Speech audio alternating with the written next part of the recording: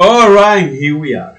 So now looking at how to become a business consultant freelancer. In yesterday, okay, after I make that quick overview of the different model from getting started to build a consulting career. So I outline is the fundamental and how consulting success looks like, where you have cash flow, flexibility, and the security that this lifestyle gives you. And what are the tasks that a consultant does? Conduct a research, analyze the data, present results. What are the tips to improve your consultation service? And it is all about before crafting an offer, look what is already on demand, and you have something, and that is something that you have interest in before that, and then solely focus on getting and solve the client problems. So over delivery on value based on that. So I also look at the type of projects that you might find. So for example, strategic projects where you help to reach their goal, or improvement when you identify certain areas of operations, or the implementation. So based on your recommendations, you're going to implement that. And the consultation or the productivity tips to improve you, for example, like using time blocking, something that I use that before the before looking at this course. Also, eliminate distraction, don't do multitasking, focus on one thing, find a way to get you in the zone, and don't forget to take breaks. Just kind of the thing that I'm doing right now. So, for example, before I start to record this video, I took like 15 minutes of doing nothing. I lay down my couch to do absolute nothing, not even think about it. And then I look at the process or a method that for decision making using is the Eisenhower matrix. So the things that are important and urgent, do that today. Things that are not important but they're urgent, delegate. Things that are important but not urgent, schedule. And ultimately, if that is not important and urgent, so you don't even think about it. The second section, it was talk about the how to get started as a freelance consultant. So once you know all the foundations and what consulting business is, first find a niche. And a niche is not a group of people, and a niche is not a group of keywords. It's a group of people that they have a large problem to solve. They actively looking for a solution. They also are people willing to pay for the solution, and ultimately it must have something you have interest in. Also, the mistake to avoid when aligning yourself with a particular niche, and you're going to stop with a niche forever. Multiple targeting niche at once might be one of the issue in my case. Uh, uh, and might be I say that because I'm also looking at all of these different courses. For example, here the how to become a business consultant freelancer, and also learn how to invest. Where I also dedicate time to the Node.js and Vue. So perhaps my attention is scattered, and that's something that is not necessary. That is something that it will take me more time to have success as a business consulting. However, being the devil advocate here is because I'm looking at business side in sales, how to invest in the financial structure, the finance system, and also you combine that with technology, with Node.js and Vue. So I might bring value or a unique perspective, given my also my where I come from Venezuela, and I really deep know all of the things that happens when a socialist country when rogue or goes wrong, or yeah, when a socialist country goes wild, right? And so because I have all of these unique traits that I can provide them as a way to improve my speech and to gain confidence to whoever I'm going to sell my service. So yeah, perhaps here right now this is slowing me down, but in the long run it's going to pay off, or that's my way of thinking. Okay, so yeah, I also look at the important to align yourself with a particular platform, the mistakes to avoid when choosing a particular when choosing a platform, and create a offer, create an offer, and this is well boiled down to a value statement. So what are the so what is that you offer? What is the problem that you're offering? What is the problem? What is the problem that you solve here?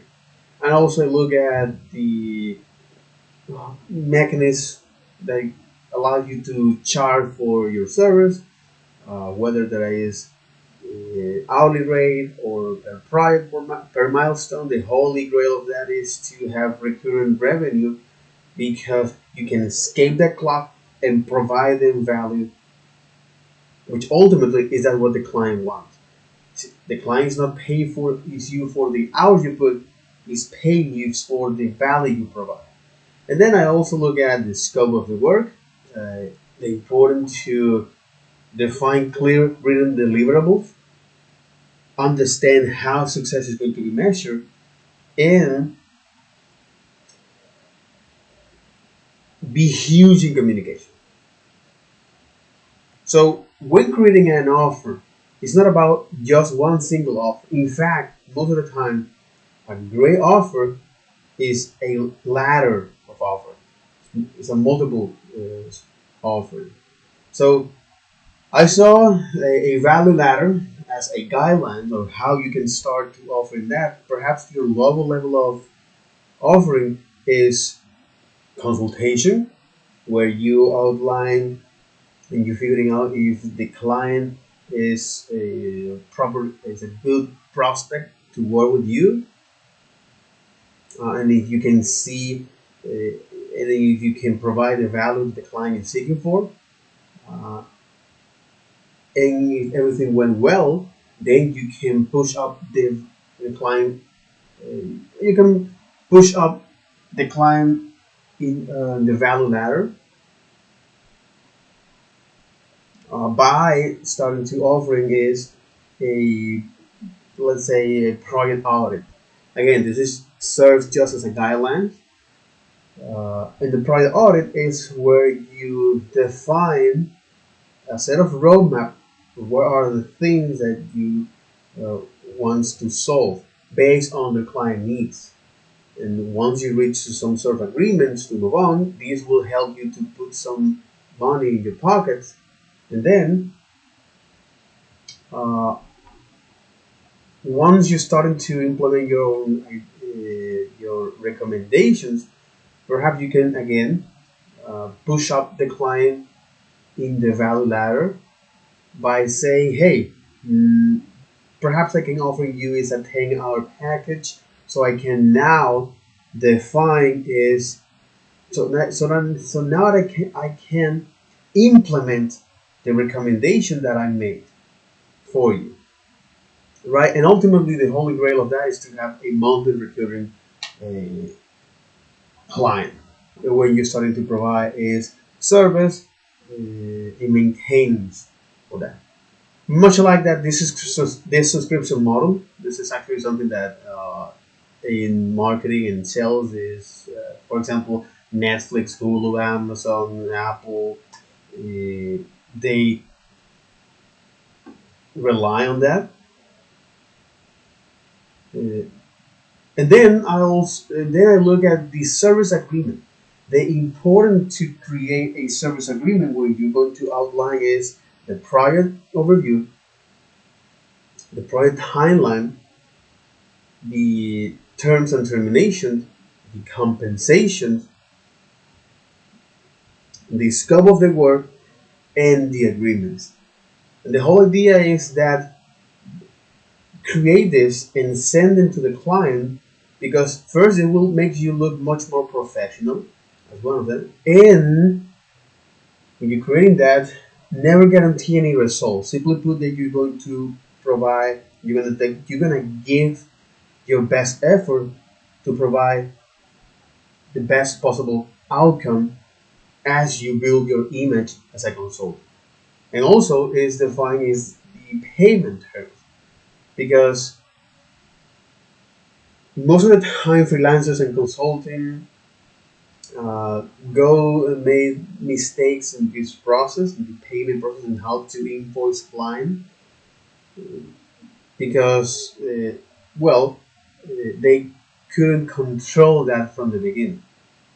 And by telling in the terms and condition agreement or in the service agreement, you tell to the client, hey, yes, uh, if you wanna work outside of the scope of outside of this, uh, well, I will have to charge you for that. And then I start to look at the third model where this is place where you can find and land high paying consulting clients. So the whole idea is that once you know what consulting business is, you choose a niche, a profitable niche, and you craft your offer. Now it is time to put those at practice to get some real feedback from the market. And I look at the mistake to avoid, especially when doing that, like focusing too much in your portfolio, running some ads, or not focusing in your skills. The whole idea is your reputation is what other client will use to decide if they're gonna work with you, right? Okay, so then I looked at place where you can find these high-paying consulting clients, such as Upwork, uh, which is this top talent or this top worldwide platform that connect freelancers with clients.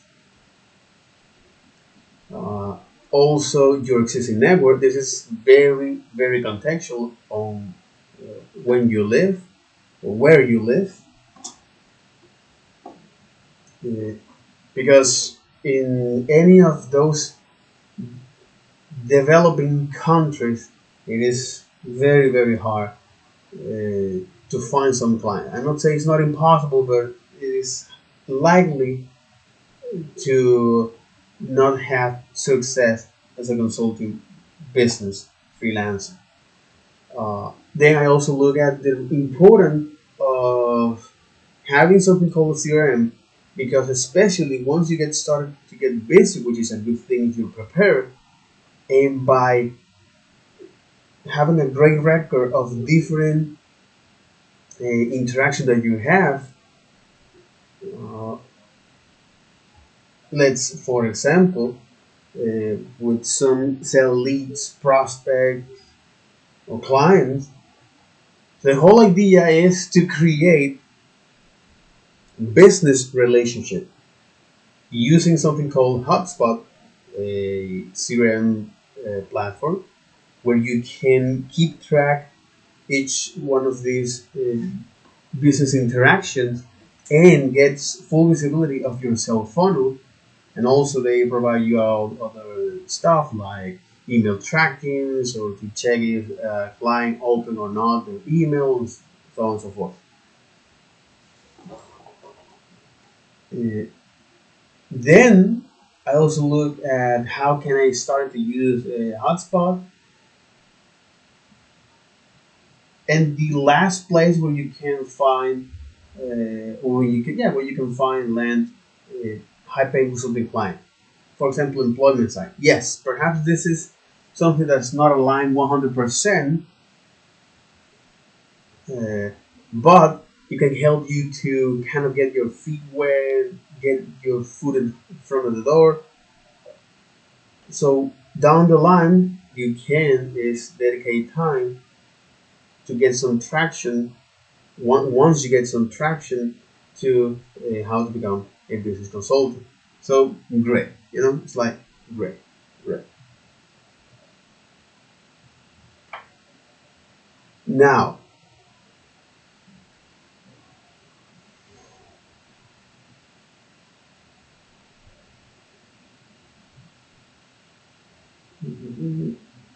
yeah. So now, since the idea here, or after I saw the place where you can find a high-paying consulting client, consultation tips to land more clients, like show your face, because it is important to create a distinction between yourself and your digital avatar. And remember that this is a numbers game. Having a business is something that you really need to have a thick skin for it, because it's not going to be sunshine and rainbows. So always ask yourself, what am I doing right now, and am I putting myself in the best possible position to move on? Okay?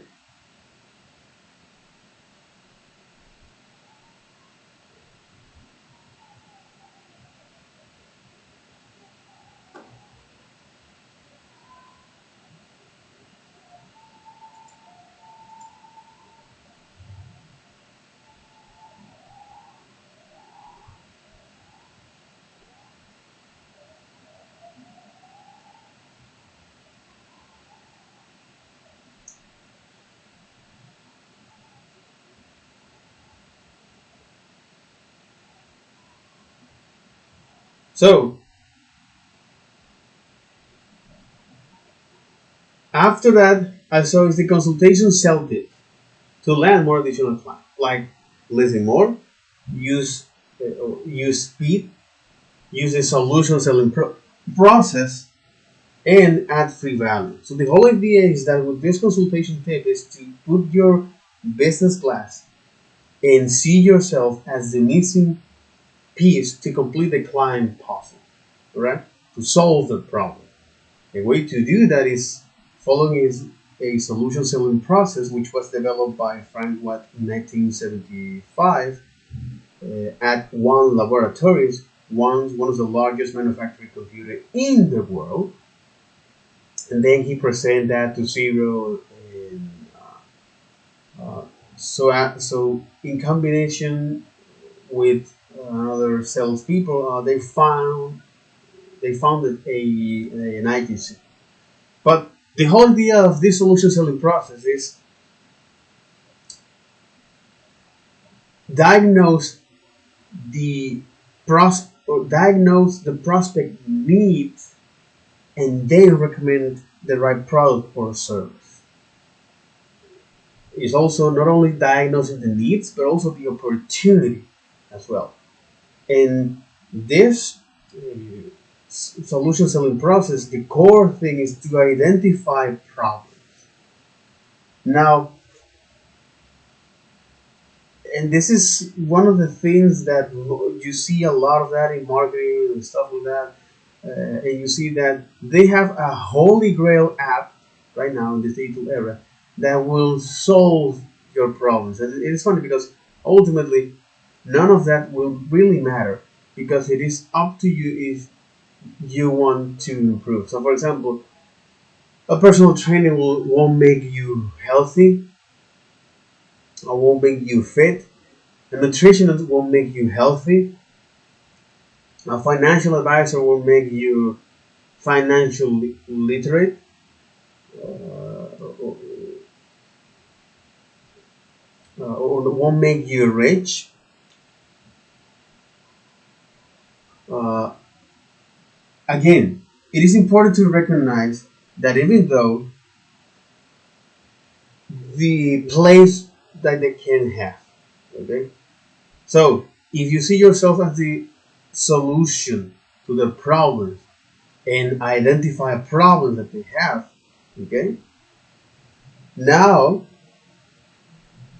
this process is especially good in any business to business, whereas they have a sell process. Uh, yeah. So this solution selling process is great at any business to business when they have a sell prospect, whereas prospect or sell leads that need a tailored solution. And one of the things that happened and that Alex or Moss mentioned, that most of the time those businesses are worthless, is because they start to offering a lot of these customized products that are not scalable. So focusing in at least to cover most of the needs given in a particular audience, and then your business can grow.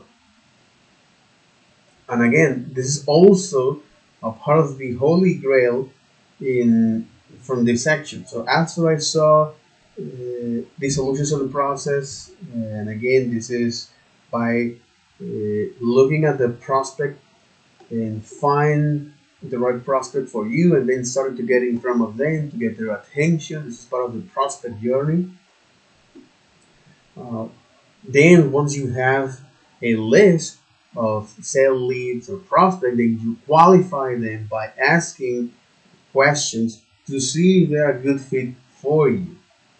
And then you do a demo discovery call to do even more fact findings and decide if they want to work with you or is this going to end right there.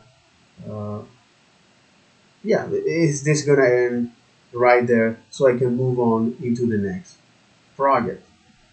And if you reach to some sort of agreement with the client, then is when you send a proposal and add value by compiling all of your expertise and experience and lay out these different offerings that they can go with. So if they come up with some objections, because half of the battle that is deal with or tackle objections, uh, the importance of listen to what they say, ask the right questions, and be on point is crucial because it can help you to identify what the real objection is and to indicate that the truth that matters. That you have the solution for the problem. And most of the time, all of those objections can be boiled down into time, budget, and value. So if the objection is based on value, you can show the previous experience or past project that you have worked that are similar to this. If the objection is money, well, or budget, well, you can start to offer these a lower options to them. So always following up consistently, okay, especially for those new prospect or sale leads that will really set you apart and get creative to stand out. Which is the reason why I'm recording is, yeah, that's part of the reason here. I'm getting creative here. It's part of the reason here of doing this because I am recording myself, okay, in a way that this video and the videos that come after this create a portfolio based on my interests: finance, technology, and business. There are also among other stuff that I really like to dedicate time. For example, like fitness and health. But right now, let's go to some narrow down our focus to the most three main aspects.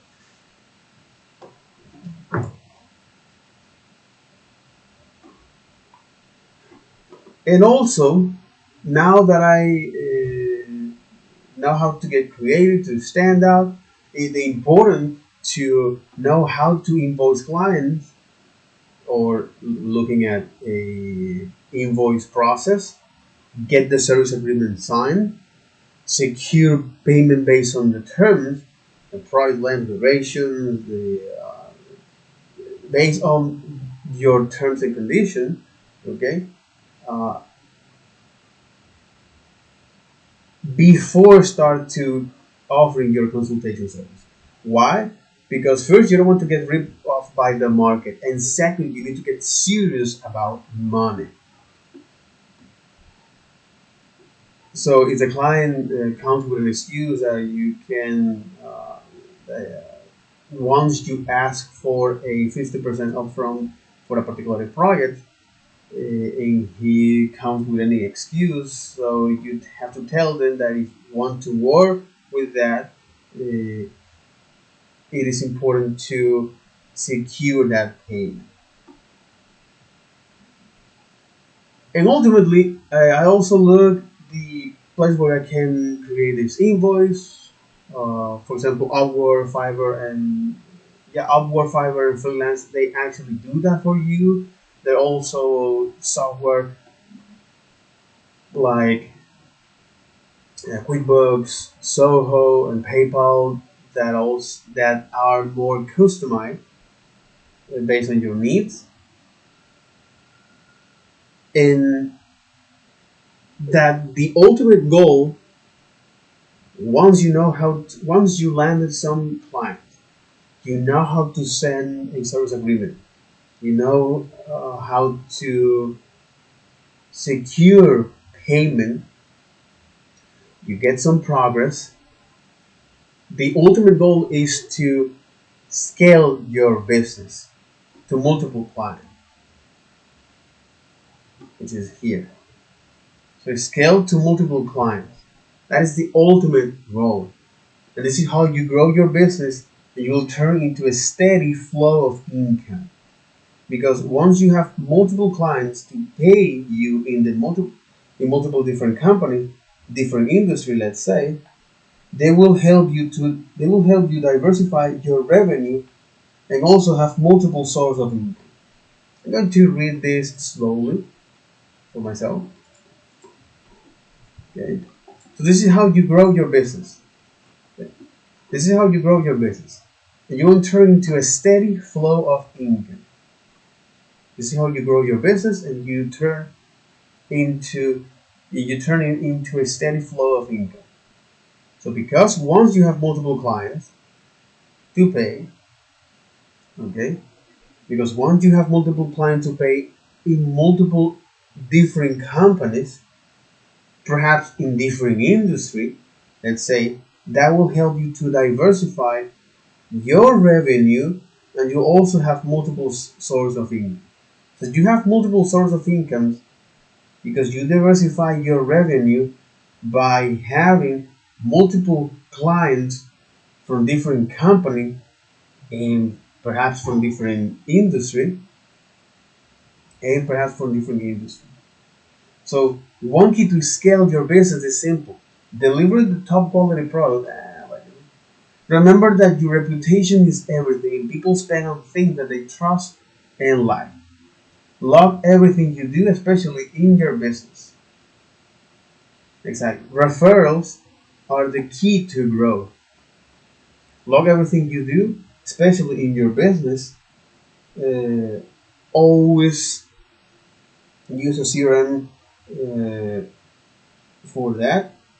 And if you struggle with Remember that it's all about getting leads, business leads. So remember to get some business leads, show them value, build up your reputation, and repeat. So, exactly. So the whole process here to summarize that is get some business leads, show them value, build up your reputation, and repeat. According to uh, Paul Mendes. And then right now, here I'm looking is and how to conduct proper research as a freelance consultant. Why am I repeating myself? Because this is something funny. I'm doing that because now I know what are the things that I should do, and also the things that I mention or tell to others that have worked for me, okay, and might help others in their journey. Again, uh, this isn't how to be a business consultant freelancer. In this era, in this era of information, doing this type of business to see yourself as a business consultant, freelancer, and again, the consultant, what are the tasks that a consultant does? Conduct a research, analyze the data, and present results. In this information era, this is one of the most success, one of the most on-demand skill that most company will look for or looking for, especially in the market, because exactly that's what they want. They want information to see and to help them make better decisions for them. So being a consultant, being a business consultant, these two words, business consulting, and the tasks that they do are conduct a research, analyze the data, and present results. This is something that it will help me most, or it will help anyone that dedicate time to this for their future. Okay, most companies are looking for people that are capable to compete in the market because after all, that's what most of these companies are doing. Is they're competing in the market. Uh, okay, okay, okay.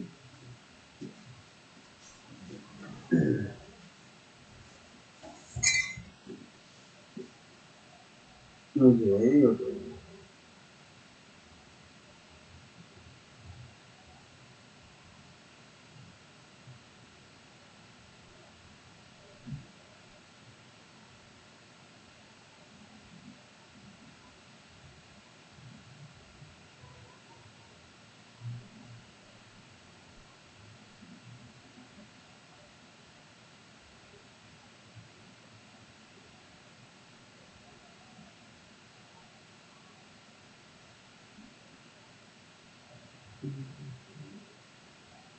Eliminate distraction, man.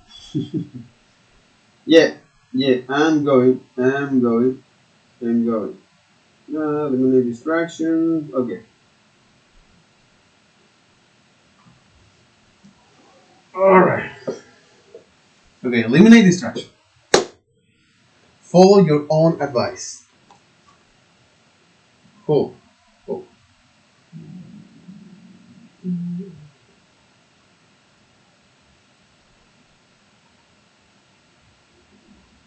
Eliminate distraction.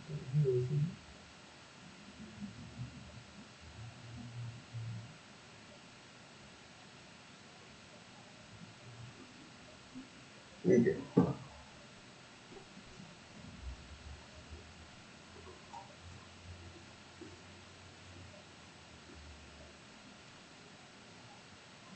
Uh huh. So here in the section 4 is how to conduct proper research as a freelance consultant. Okay. So is this. So how to conduct proper research and gather quality data. So now that I know what consulting business is, I align myself to a profitable niche.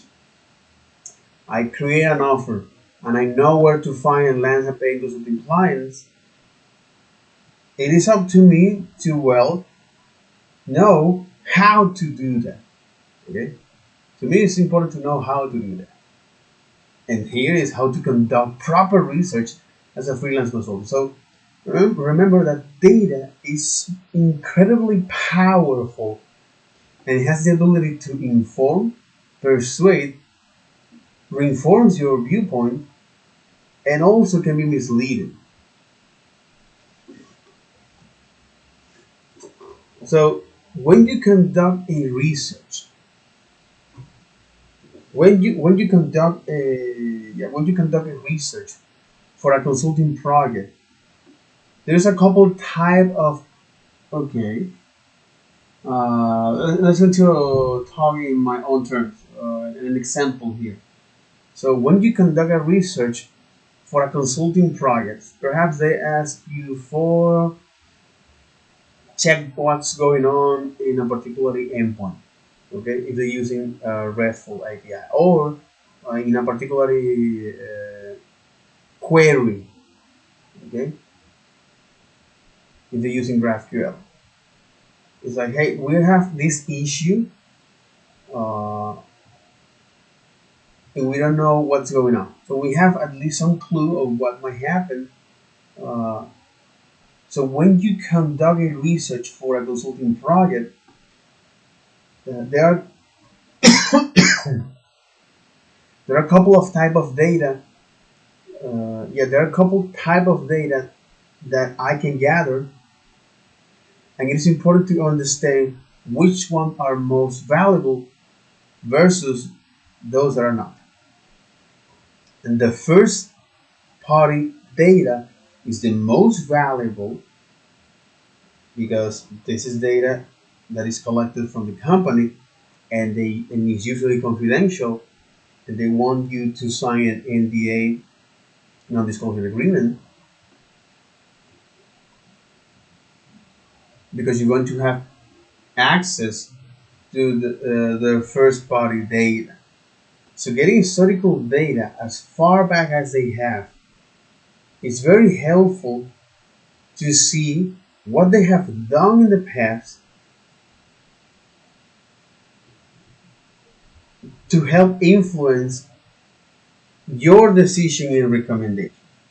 If most of those companies are top in some point, yeah, so they top a particular process because they hire a new developer, then they barely have idea of that, so that developer just wants to capitalize from that.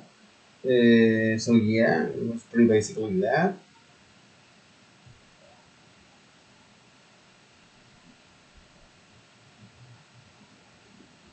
Okay.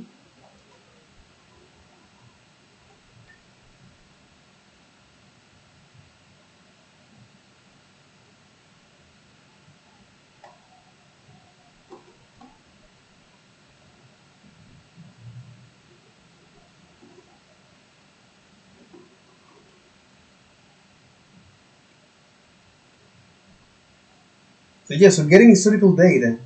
So getting historical data as far back. So getting historical data as far back as they have is very helpful because you can see what they have done in the past to help influence your decisions and recommendations.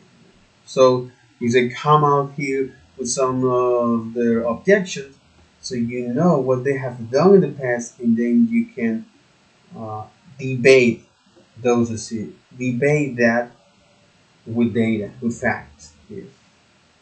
The other is the second party data. So the next type of data is the second party data, and this is collected from different type of source, whether it is pay or free.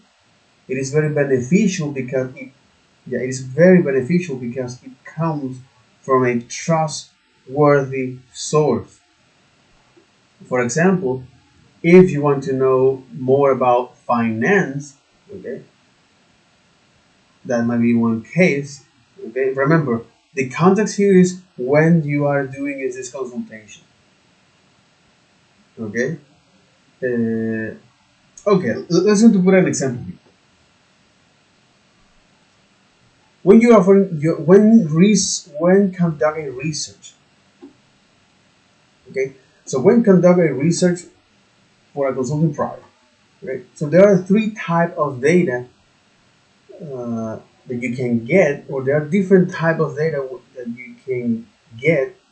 And it is important to know which ones are um, which one are useful, or something what they call this. Yeah, which one are valuable versus that those that are not. Okay, and the issue here is that let's say they have some bottleneck in a particular endpoint, right? So the first data that you can get to know more about that is from the data that they collect, or this third party data that the company is collected, and they usually are and that usually is confidential, uh, and they want you to sign a NDA. Getting historical data as far back as they have is very helpful to help you yeah, it's very helpful to see what they have done in the past and to help influence your decision and recommendation. So once you get this historical data of a particular endpoint, you analyze that and you see is their previous data and what's going on there. Uh, you can then look up for second party data, uh, which are collected by different type of source, whether it can be free or pay, but it comes from a trustworthy source. For example, Node.js, or the Node.js community. So you say, okay, so what I can do here to improve is this, right? Uh, or what happened here, you know? So this type of trustworthy source, they are not anonymous, they have a great record of data, research report, peer review, and then you want to keep these two set of notes of the first party data and the second party data. So to get now the least valuable source, which is this third party data from aggregate source. So these are sources that are not always verified, and it's usually the type of data that are behind a paywall, and you may not know every single author.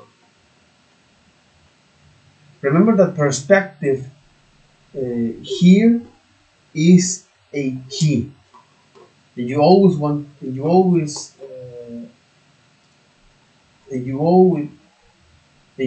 play devil advocate with yourself. So nothing is like black and white. So gather as much relevant information as possible. Take notes and keep record of every source you obtain. Evaluate the quality of the source, so look for evidence of quality control. Is this from an anonymous source? Find out who the author really is. Quality control, so poor grammar or websites not new age or something feels a little bit fishy. Fishy. Buena pescadito aquí. Some things feel a little fishy. Poor visual representation. And don't mind to circle back for additional info with the client.